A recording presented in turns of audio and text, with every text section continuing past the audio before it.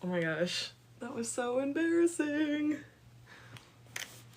Okay, I'm just gonna wait until a couple more people join and then we will get started. That was so... I can't believe I was having technical difficulties. Literally the moment I said, whatever, it's fine.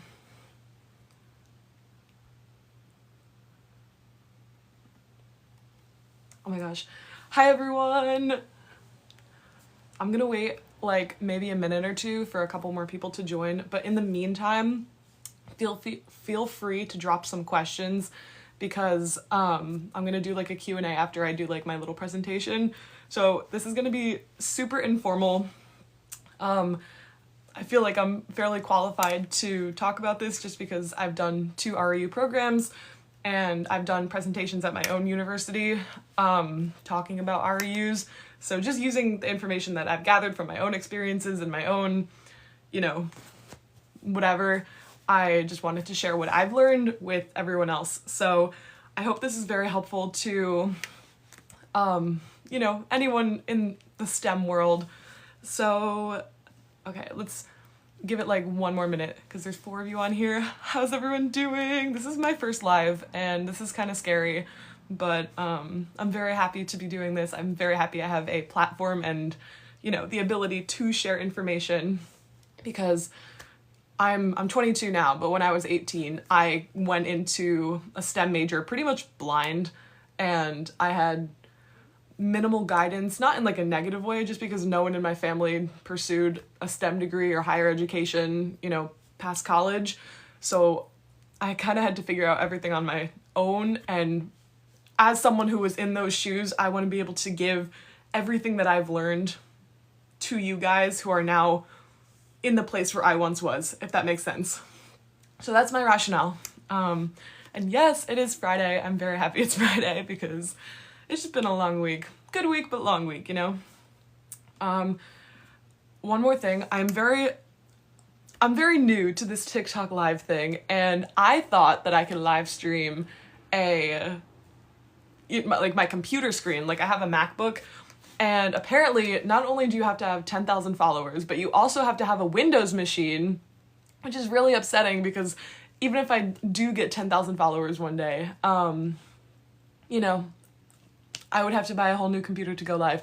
But anyways, okay, I think we should get started. There's a good amount of people joining. And yeah, so first, my name is Christina. I'm going to be talking about REUs. Now, REUs are these National Science Foundation funded programs. It stands for Research Experience for Undergrad. So anyone who is a current undergrad student is qualified.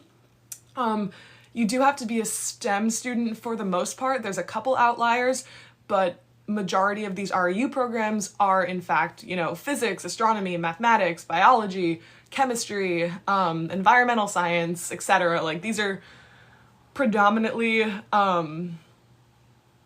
STEM programs. So these REU programs are usually like on average 10 weeks long. Some are 8, 9, 10, 11, like on average they're 10 weeks long. They are fully funded programs, all expenses paid. So typically you get housing, you get your travel comped, you get meals, but like you get a stipend. So the stipend is usually between like $4,500 and like $6,500 or $7,500 for the whole summer. So not only do you get your whole trip paid for, you get, you know, your housing, your travel, etc. paid for. You also get funding on top of that. So you kind of get like a paycheck for doing it, which I learned the hard way is tax-free. You don't owe taxes on that, which is really nice. Would have been nice to know the first year because I paid taxes on it accidentally, so I have to get my taxes reimbursed. But yeah, these are non-taxable income. And you usually live on campus at whatever university is hosting these programs. So in my personal experience, I did one at the University of Florida and I did one at the University of Texas at Austin. Both times we lived like in the on-campus apartments or dorms fully set up, fully funded by the program itself, which is really cool, really great. So you get to meet, you know, other students at the university, you get to meet other students in your program. It's kind of like it's like a dorm situation. You get to make new friends like in your program, in your major, etc. And like I said, there's so many different sciences that they host these programs for, and a lot of them are super niche too.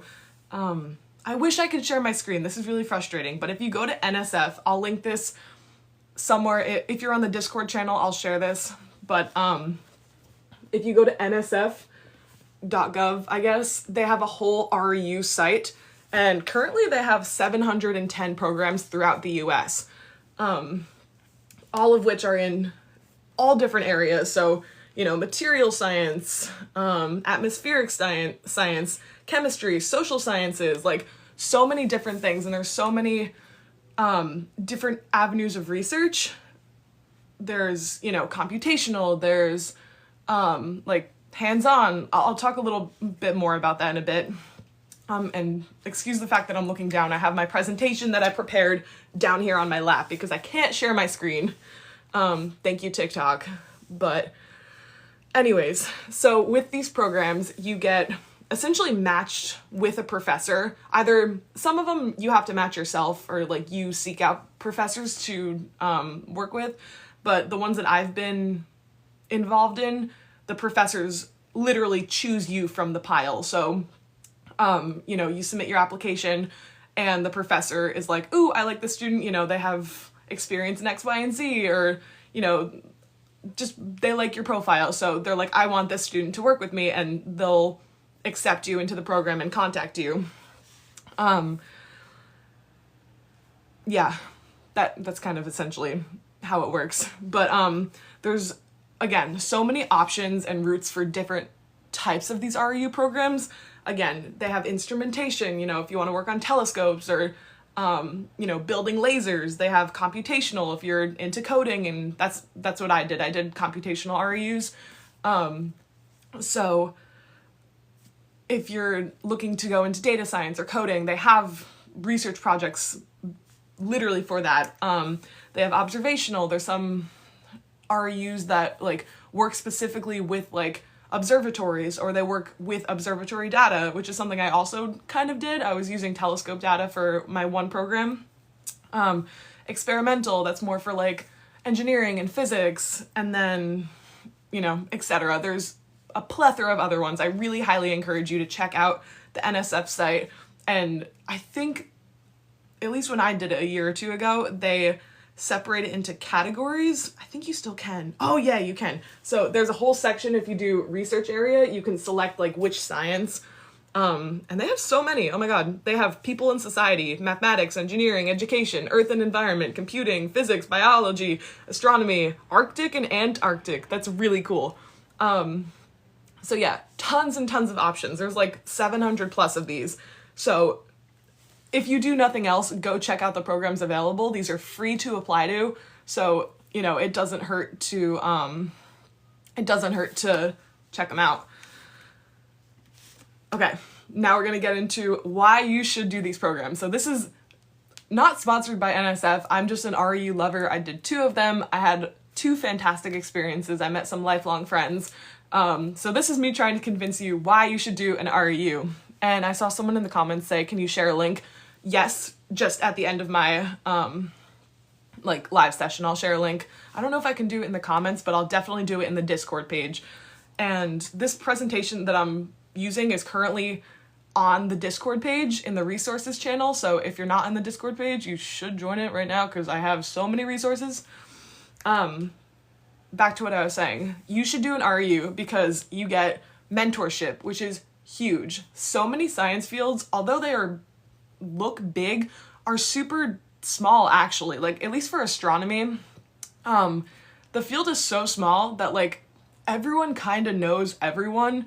And if you get the chance to work with a professional in the field that's already small as is, they can connect you with individuals in so many different like avenues, whether it's at other universities or other research groups.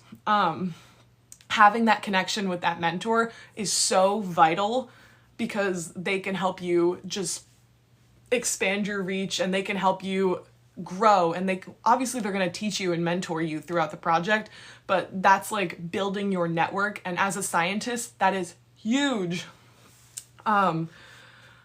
So going like forward, after working with them, given and granted you have a good relationship, you know, the program goes well, you can ask them for a recommendation letter, which in fields like astronomy that are super small to begin with is huge, because these are basically professionals in the field talking to like other colleagues that, you know, they're friends with, like from my university or my college. When I applied to Florida, the professors down in Florida went to grad school with the professors that I had at my college.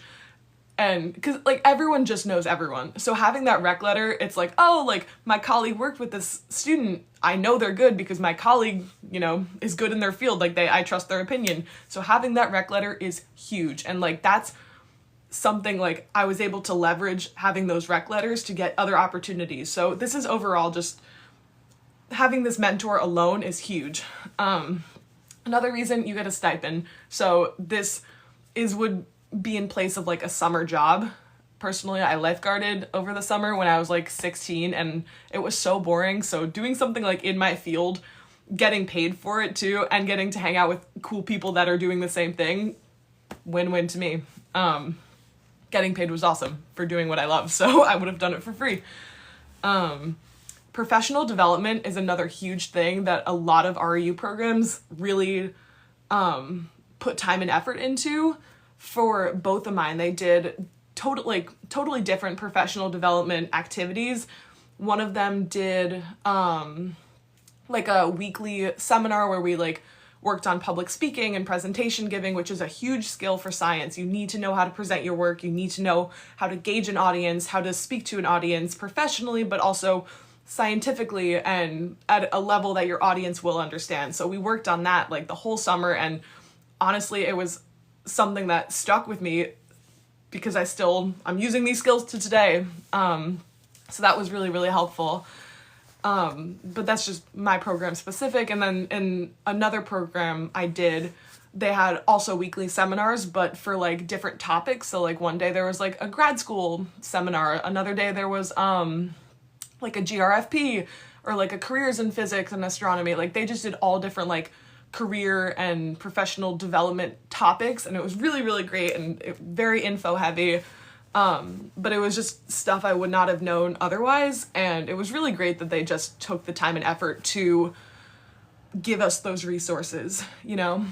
So that was really nice. And I know plenty of other REUs do the same thing. I think like the weekly seminars is a normal thing, so I've heard from, you know, having other friends that did REUs.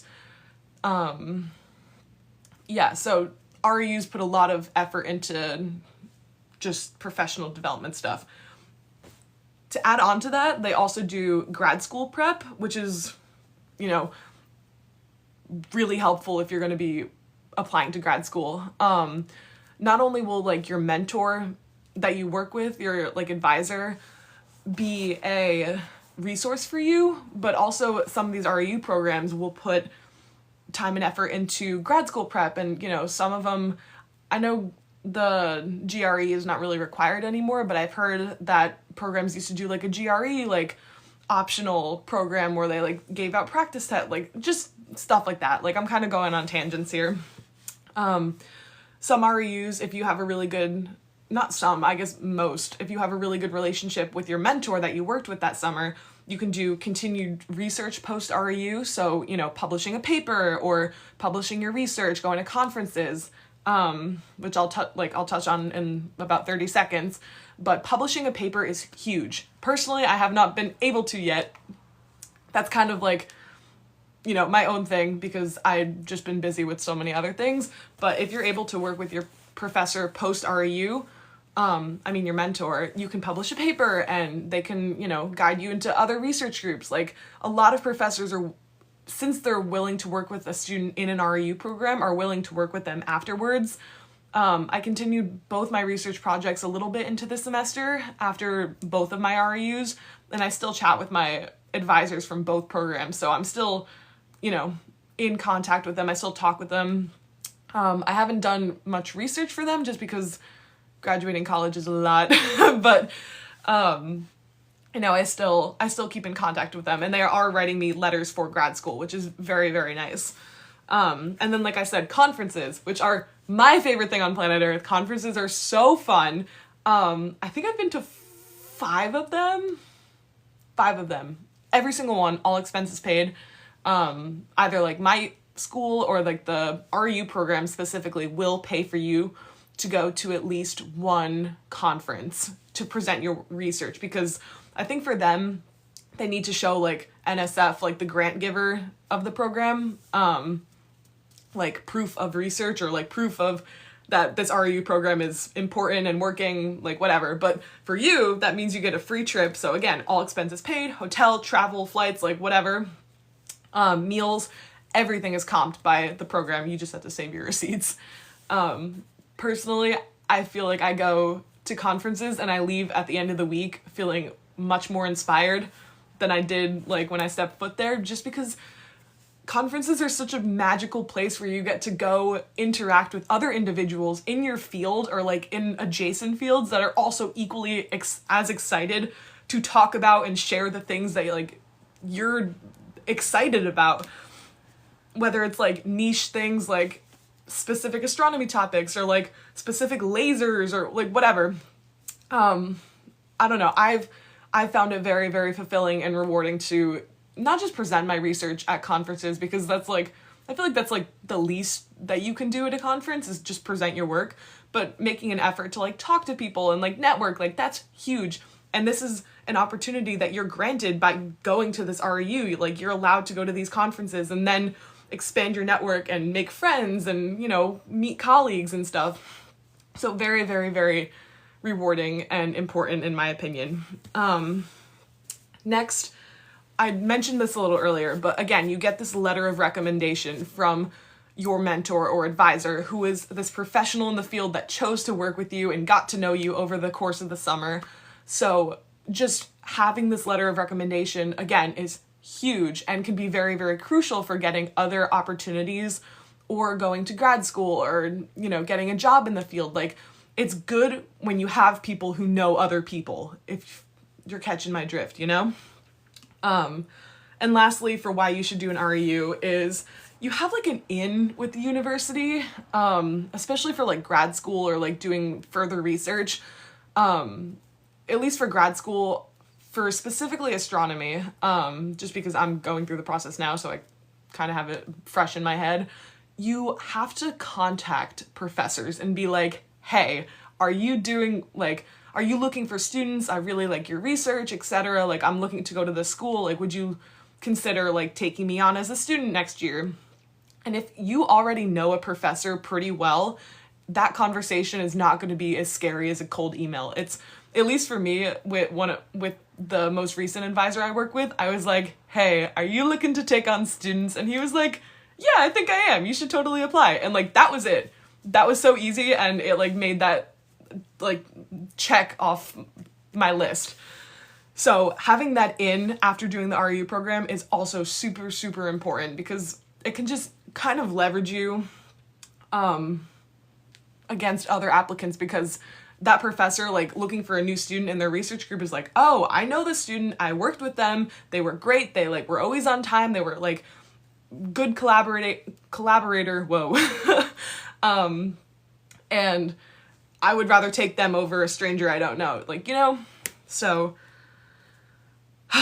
anyways, now we're gonna move into the timeline. Oh, Megan, I'm sorry you didn't get to experience them, but, you know, going forward, if you are looking into grad school or post-bac opportunities, there are still programs for people like, I guess in your and my position, having either been in their senior year or graduating senior year. There's plenty of opportunities too, and I'll talk about that maybe in another session. But getting back to my presentation, when should you apply? So this is the timeline for REUs. I've done this application cycle twice already, the most recent being like 2 years ago, so I'm still kind of fairly familiar with it. So My recommendation is you start your search now. Start it in October, have a list by the end of November. This is something if you're not an organized person, you should be on top of your game for being organized. Like, at least for me, I can share my spreadsheets from previous years. I just made a list of like all the schools, their deadlines, who I wanted my letter writer to be, and I sent it to my professors. And don't do it just for you, do it for your professors, for your letter writer, because if you're going to apply to more than one program, then make it easy for everyone involved. So start your search now. Start it October 18th. Go to the NSF website, start looking at the programs now, and find I don't know, I feel like when I applied, the first time I applied to 8 programs, I got into 1. The second time I applied, I got crazy, and I think I applied to 18 or something, something upwards of 20, not 20, but in between 15 and 20, because I was like, oh, it's my second year, I don't know what's gonna happen. And I got accepted to 3 programs. So, obviously statistics will be on your side. The more you apply to, the higher the chance you are of getting one, but don't go crazy and apply to 40. I feel like a reasonable amount is between 8 and 15. But, that's just me. Take it with a grain of salt. And if you're going to apply for REUs, ask for recommendation letters now. Don't wait until a week before, because your professors will say no, and your professors will not like you because you're giving them 1 week to write a huge letter, and then it's just not going to go well. So ask for rec letters now if you are applying for REUs. That is the most important thing on planet Earth right now.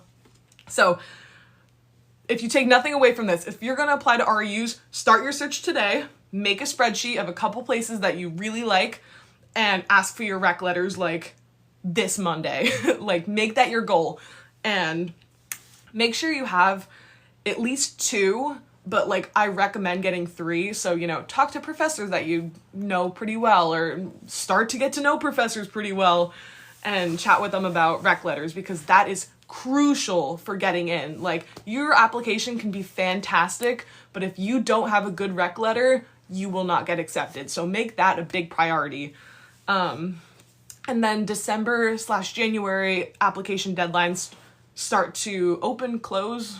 I don't know what the proper terminology would be, but applications I know are due on December 1st, December 15th, January 1st, January 3rd, January 15th. I think the last one I applied to was February 15th. So starting December 1st up until mid-February is when all the applications are going to be due. So the earlier you apply, the better it is for you, and the better it is for your letter writers to have an adequate amount of time to do their letters for you. And the more time you give them, chances are the better the letter is going to be. So ask your letter writers for letters now. And then end of February, early March is when typically March 1st is the general first round of acceptances. That's when the first round of acceptances go out. My mom would always make jokes that that's the draft for nerds, because that's when the first round of schools just give out all their acceptances. And my biggest tip, if you don't get in for this March 1st first round, if you don't get anything, don't fret. My first year I did get something on March 1st, but my second year I got nothing. I got nothing for actually maybe 2 weeks, and I was panicking. So if you don't get in first round, my suggestion is email them and reaffirm your interest. Say, hey, my name is Christina. I applied for this REU. I just want to let you know I'm still really interested in this position, and I'm very enthusiastic about it. And whatever, I can write an email template that I've sent that have worked, because I got 3 acceptances after that. And I can share that after this presentation. But if you don't get in the first round, chances are you can get in in weeks to follow. So don't let that March 1st, ruin your excitement, because there is still a chance. So now, how do we apply? Again, I mentioned the NSF website, which I will put on the Discord. And if you're not on the Discord, go to the link in my bio and join it right now, because there are so many fantastic resources that I've been posting. And I'm going to continue posting more for as long as I live. So you should join it, because there are just so many amazing things on there. And it's just a great community overall. So how do we apply? This NSF website will be your best friend. This is going to give you all the information. It's updated 9 out of 10 times accurately. And this is going to be your best friend. You are going to have all of the information for the deadlines, for the programs, etc. Like every different category, you will find the REUs from here. So once you find a list of REUs that you want to apply to, say you have like, you know, your 8 or 10 that you're set on applying to, there's going to be a couple application requirements. First being a personal statement. I believe pretty much every single application I've had to submit has either a personal statement or a statement of purpose. And I will talk about those in a couple minutes, just on what they are specifically. But essentially, one of these statements will highlight your research experience, your job experience, your relative classes, etc. Just kind of who you are as a person, why you want to do this, whatever. We'll talk about that more later. And then your recommendation letters, again, are going to be crucial. So get your letters now. Talk to your professors this Monday. If you are looking to apply to REUs, make it your goal all weekend to go through that NSF site, find a couple programs that you like, get your rec letters. Get your rec letters this week, please.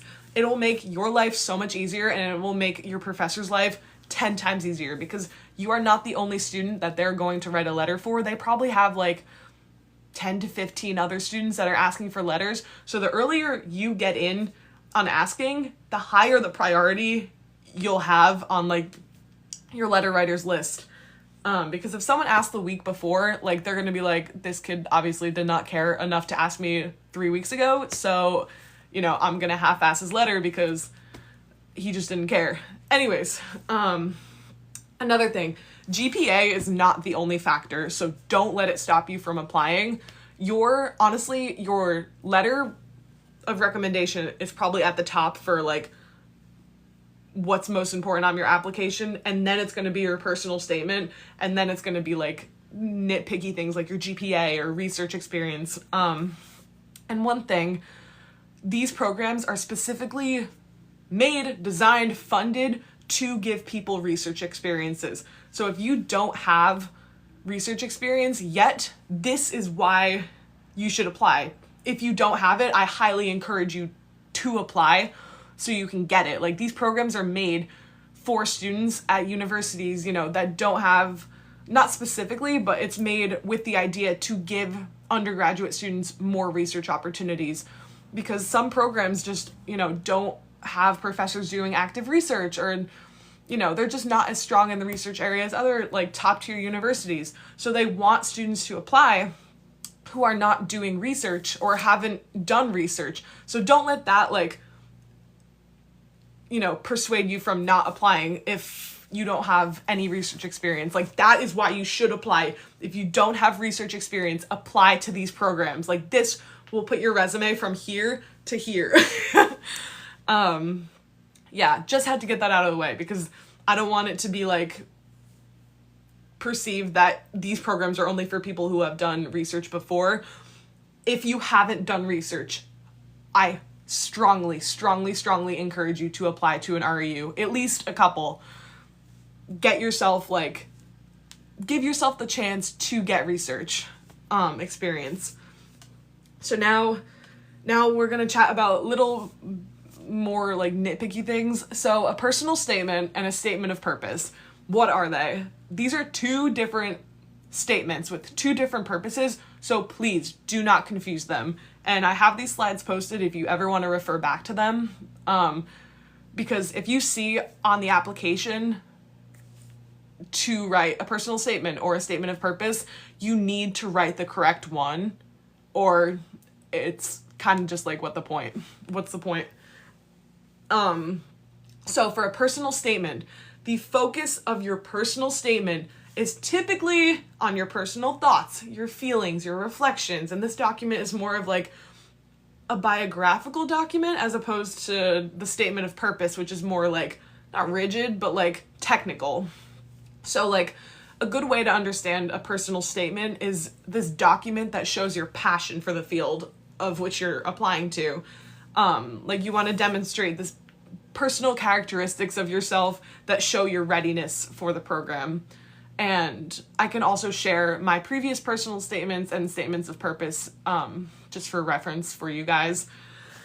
So you can, I know that's kind of broad, but for example, you can discuss significant barriers, but try to stay positive.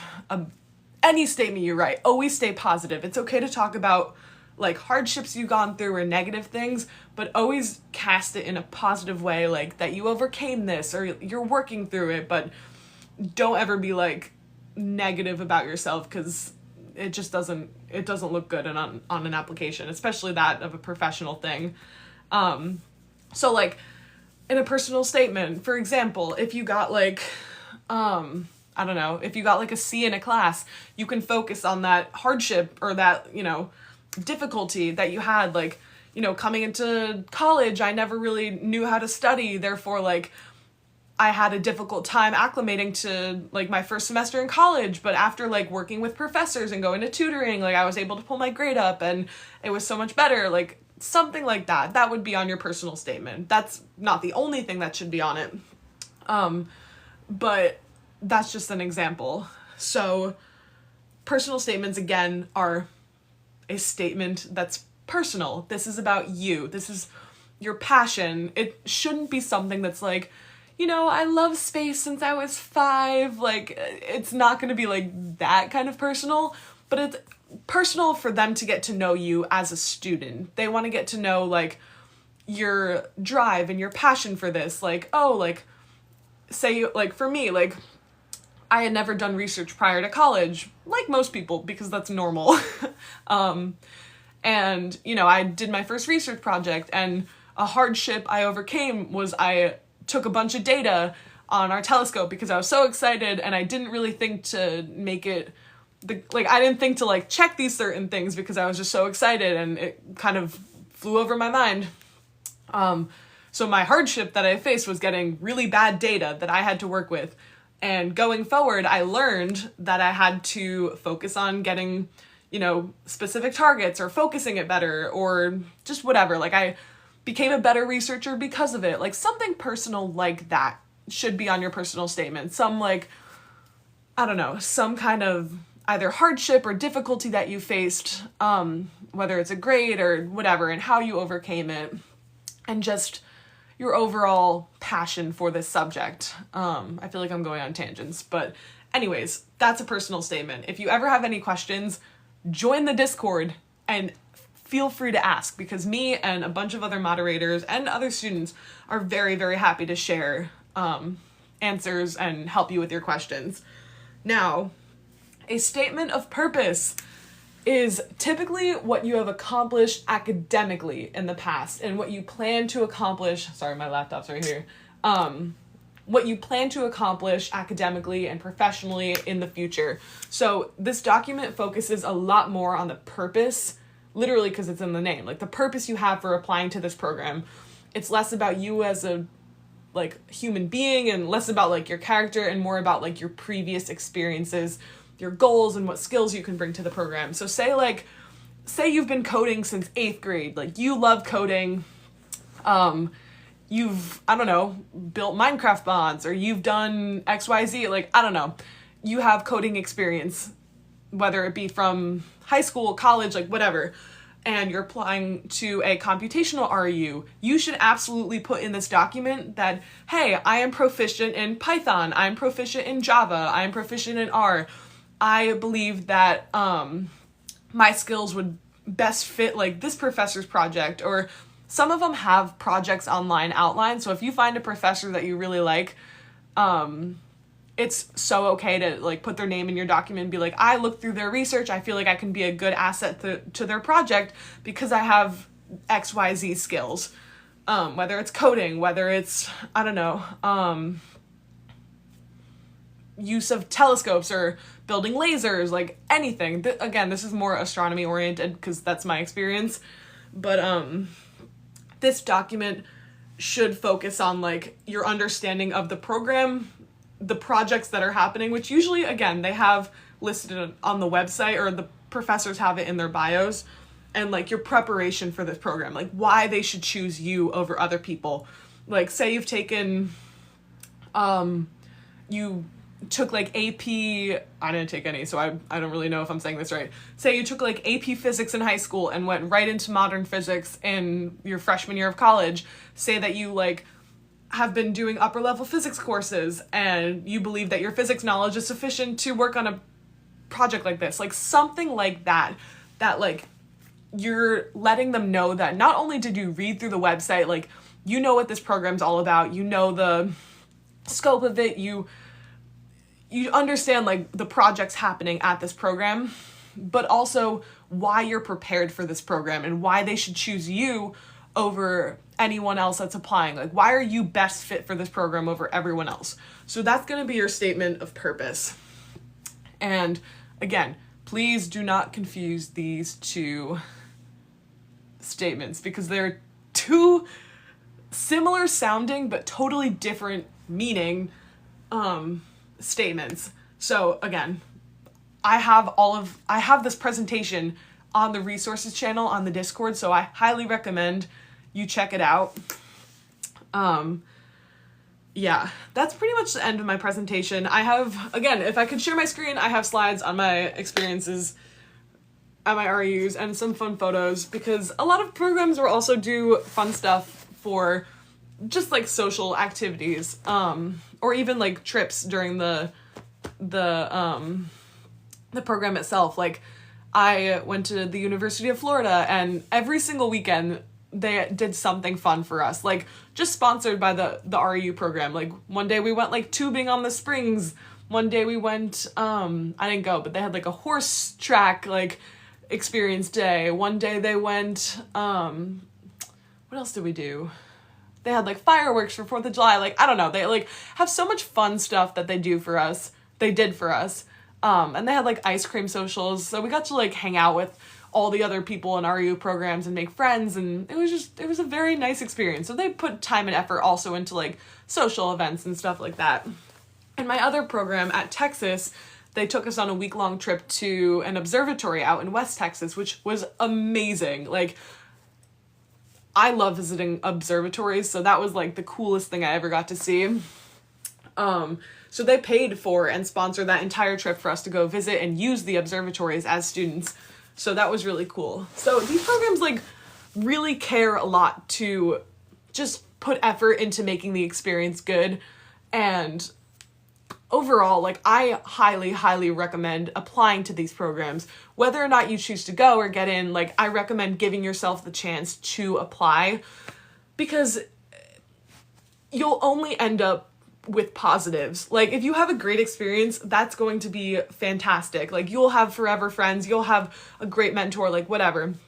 And you know, I have friends that did REUs that also didn't have as great experiences, you know, like they didn't like the research they were doing. They didn't like their cohort. They didn't like their mentor. And as negative as that would feel in the moment, that's a good indicator for you that, hey, I don't want to work with this professor. I don't want to work on this kind of research. I don't like, you know, I don't like living in this city that I'm in. I don't like this university. Like, as negative as an experience can be, it's a good indicator for you what you don't want. And that's okay to talk about. Like, I don't, like, personally, I'm very grateful I had good experiences, but I know not everyone has that shared same experience. And whether or not, like, you have a good experience, it's a good indicator that, like, you know, if you would have not done this REU program and you went there for grad school and you're stuck there for another 5 to 6 years, that would have been, like, it's better to have, like, the 10 weeks of bleh over, like, 5 to 6 years of bleh, you know? But yeah, it's just, overall, it's a fantastic learning experience. You get paid for it, you get to do research, you get another thing for your resume, so there's really pretty much only positives. And, you know, it doesn't cost anything to apply. So I highly, highly, highly recommend applying. So again, if you take anything away from this, start looking today. I will post the link in the Discord. Start looking at programs today. On Monday or Tuesday, depending on what day you're in school or classes, talk to your professors and get your rec letters. Get your rec letters by the end of next week, please. And that is all. That's pretty much all I have. There's only a couple people in here. So if anyone has any questions, I am happy to answer or chat about my experiences. Or, you know, if you want to chat more personal or whatever, like I'm happy to chat on Discord as well. But yeah, that's pretty much all I have for today. I'm so happy and grateful and thankful that so many people joined this live and got this information. So yeah, let's see if anyone has any questions. Oh, I don't know if she's still in this thing. I'm trying to go to AAS 245, which is a conference in January for astronomy. So if any of you are there, I'm going to try my best to be there because I would like to be there. And I love networking and I love DC. So yeah, let's see. Okay. If no one else has any questions, I'm going to end the live. But again, please reach out to me either on Discord or in the comments just on my videos. And yeah, I hope this was very helpful. I know it would have been very helpful for me to see as someone, you know, freshly in college. So if this helps one person, I'm very, very grateful for that. And I'm going to try to post this on YouTube. So if you guys didn't catch this, you can see it now. And yeah, I hope everyone has a fantabulous day, and I look forward to doing more of these. Okay,